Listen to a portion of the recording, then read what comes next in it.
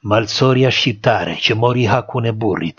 Kjo burnesh që shihni këtu quhej Mrika e Kolmarashit. Pas viteve 1900 emri saj u bë legjend dhe tani po ja u tregoj. Ajo shprehja shqiptare ku thuhet se të merr gjak në vetull ka ardhur si pasojë e këtyre tregimeve. Kultur vetëm e trojeve shqiptare, ndaj dëgjojeni me vëmendje dhe pres diskutimet tuaja. Emri saj nuk përmendet në gojdhënat popullore, por është rrëfyer nga shkrimtari britanik William Lefweks në librin e tij An Observer in the Near East, botuar në vitin 1907, një vepër që tregon për zakonet apo historitë e pazakonta të Ballkanit. Ai aty shkruan: Mrika ishte një nga vajzat më të bukura të fisit të saj dhe kishte shumë kërkesa për martesë, por ajo zgjodhi Lencin, një djalë i ri nga zona e Pulatit. Veç se vetëm një muaj pas martesës, burri i saj u vra pabesisht nga i vllai i tij, i cili ishte dashuruar marrëzisht pas nusës së re. Lajmi e shkatërroi emocionalisht Mrikën.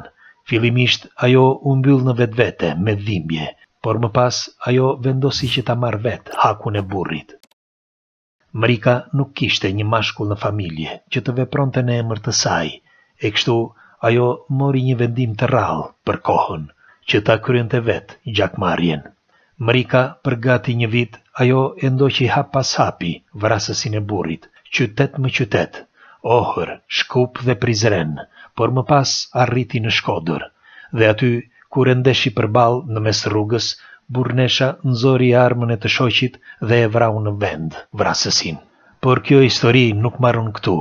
Sipas rrëfimit të shkrimtarit, Mrika shkoi më pas në shtëpinë e prindërve të vrasësit dhe i vrau që të gjithë familjarët, duke e konsideruar akmarrjen të plot, sepse sipas saj ishin ata shkaktarët. Ky akt, edhe pse ekstrem, ishte i lidhur me kodin e nderit që sundonte atëherë në Shqipërinë e shqiptarëve, shkruan autori. Kod i njohur si kanuni i Lek Dukagjinit. Në këtë kod, nderi ishte mbi gjithçka dhe ruajtja e tij justifikonte edhe sakrificën e jetës për këdo.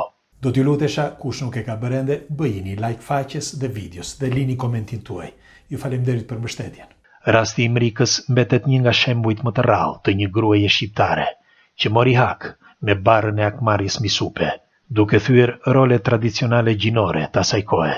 Pikërisht kjo e bëri historinë e saj aq të veçantë, saqë bëma e Mrikës u njoh në mbar botën nëpërmjet librit.